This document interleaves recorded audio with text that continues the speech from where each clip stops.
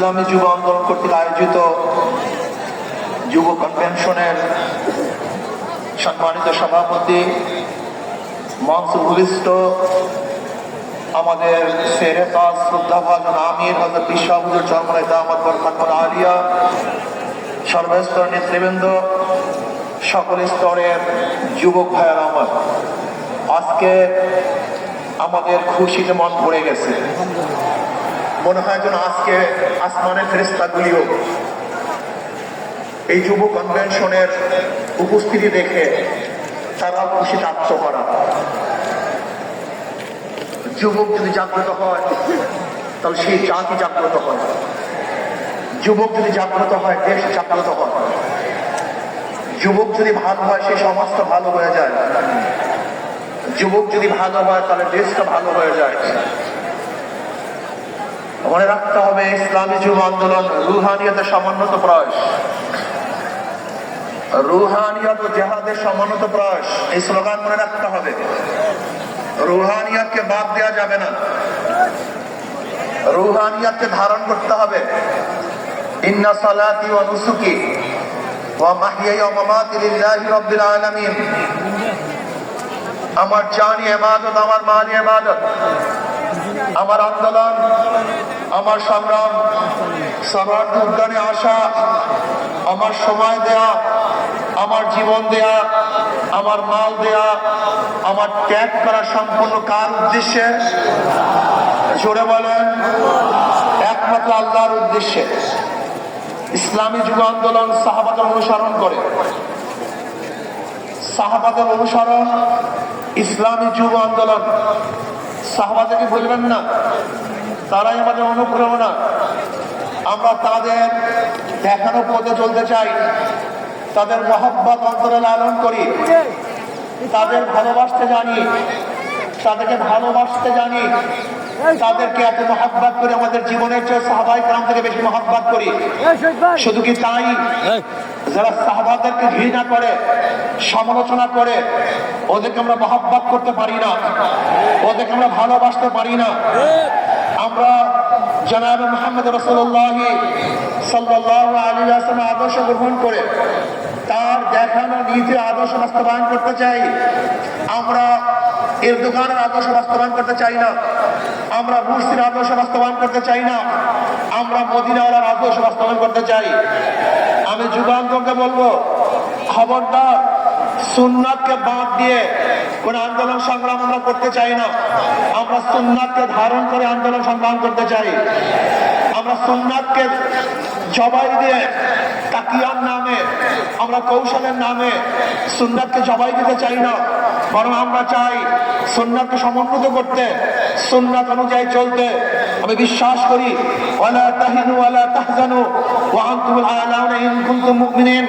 যদি আমাদের ঈমান মজবুত হয়, যদি ঈমানকে শক্তিশালী করতে পারি, তাহলে এমন আওয়াজ দেব আল্লাহু আকবারের ধ্বনিতে, যেরকম রাজা গৌরগমদের তখ্ত তাউস ধ্বংস হয়ে গেছে, আমরা যদি আল্লাহু আকবারের ধ্বনি দিতে পারি, ঈমানের সাথে আল্লাহু আকবারের ধ্বনি উচ্চারণ করতে পারি, তাহলে বর্তমান ফ্যাসিস্টদের সমস্ত তখ্ত তাউস ভেঙে চুরমার হয়ে যাবে ইনশাআল্লাহ।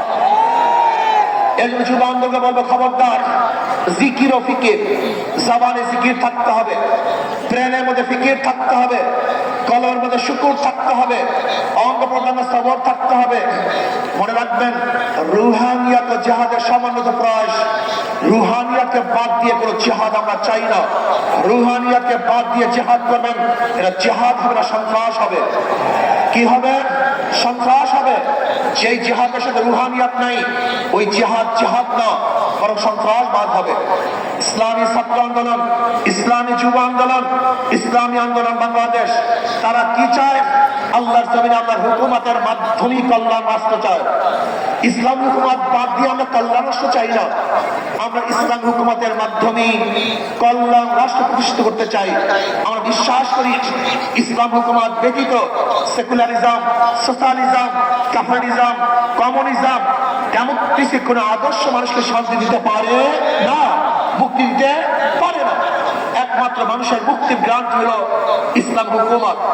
ইসলাম হুকুমত কায়েম করতে হবে। আপনারা জানেন আজকে অন্তর্বর্তী সরকার কিছু সংস্কার করতেছে, তার মধ্যে রাষ্ট্র সংস্কার। অবশ্যই রাষ্ট্র সংস্কার করতে হবে। কেন? আপনারা জানেন ফ্যাসিস্ট সরকার, রাষ্ট্রের এমন কোন বিভাগ নেই যে বিভাগকে ধ্বংস করে নেই, সমস্ত বিভাগকে ধ্বংস করে ফেলেছে। কাজী ধ্বংস স্তূপের উপরে সুন্দর একটা নির্বাচন উপহার দেওয়া সম্ভব নয়।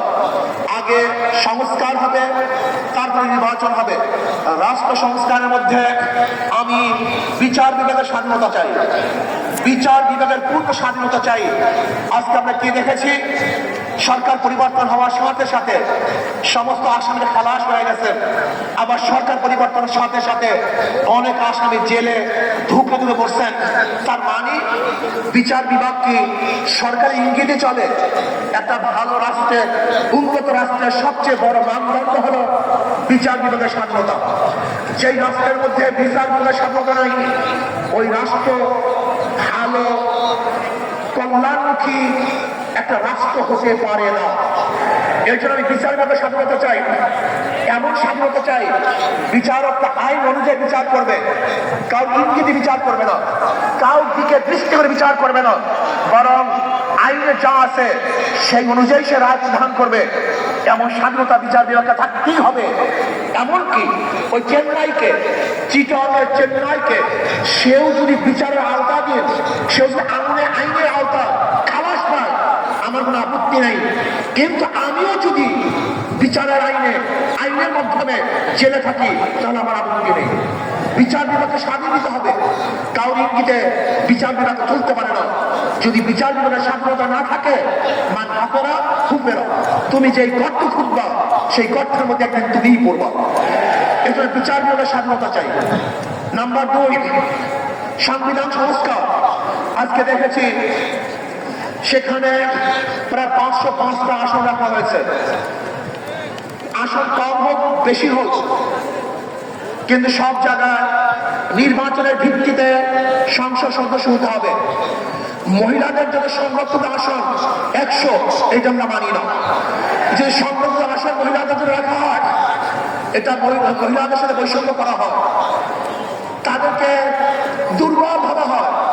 আমরা তো কোঠার বিরুদ্ধে আন্দোলন করেছিলাম, যদি আবার মহিলাদের জন্য কোঠা রাখা হয় তাহলে আমরা আন্দোলন সাকসেস হই নাই। আমরা মহিলারা সরাসরি নির্বাচন করবে, নির্দিষ্ট কোনো কোঠা আমরা চাই না। কোনো মহিলাদের নির্দিষ্ট কোঠা থাকবে না, তারা নির্বাচন সরাসরি করবে। কাজেই আমি অন্তর্বর্তী সরকারকে বলবো, মহিলাদের জন্য কোনো নির্দিষ্ট আসন ইসলামী আন্দোলন বাংলাদেশ, এটা আমরা মানতে পারি না, এইটা আমরা চাই না। আমরা চাই দ্বিকক্ষ বিশিষ্ট হোক, এককক্ষ বিশিষ্ট হোক, পিয়ার সিস্টেমে নির্বাচন হবে, সংখ্যানুপাতিক হারে নির্বাচন হবে। যদি সংখ্যানুপাতিক হারে নির্বাচন না হয়, পিয়ার সিস্টেমে নির্বাচন না হয়, তাহলে আবারও কালো টাকা সরাসরি হবে, বেশি শক্তি ব্যবহার করা হবে, মানুষের ভোট অধিকার প্রয়োগ করতে পারবে না। আমাদের আন্দোলন রাখতে হবে। আজকে জুলাই বিপ্লবে ইসলামী আন্দোলন কি ভূমিকা ছিল আপনারা জানেন। 5ই জুলাই বরিশালে আমরা ঘোষণা দিয়েছিলাম যে ছাত্রদের বৈষম্য বিরোধী আন্দোলনের সাথে আমরা সম্পৃক্ত। শুধু কি তাই, সেখান থেকে শুরু করে এমন কোন আন্দোলন নাই সংগ্রাম নাই যেখানে আমরা মাঠে ছিলাম না। আমরা জীবনের মায়া ত্যাগ করে রাস্তায় ঝাঁপিয়ে পড়েছিলাম। আমি বিশ্বাস করি ইসলামী আন্দোলন বাংলাদেশ যেইভাবে দলীয় ব্যানারে বৈষম্য বিরোধী আন্দোলন অংশগ্রহণ করেছে, বাংলাদেশের অন্য কোনো সংগঠন দলীয় ব্যানারে এই আন্দোলনে সম্পৃক্ত ছিল না। শুধু তাই, ইসলামী আন্দোলন বাংলাদেশের যারা শীর্ষস্থানীয় লিডার নেতা, তারাই মাঠে ছিল, কিন্তু বৈষম্য বিরোধী আন্দোলনের বিরুদ্ধে বলেছে যে এই সংগ্রামের সাথে আন্দোলনের সাথে আমরা সম্পৃক্ত নাই। তারা যদি আজকে নতুন ভাবে ক্ষমতা দেওয়ার স্বপ্ন দেখে, এদেশের জনগণ সেই স্বপ্ন পূরণ হতে দেবে না।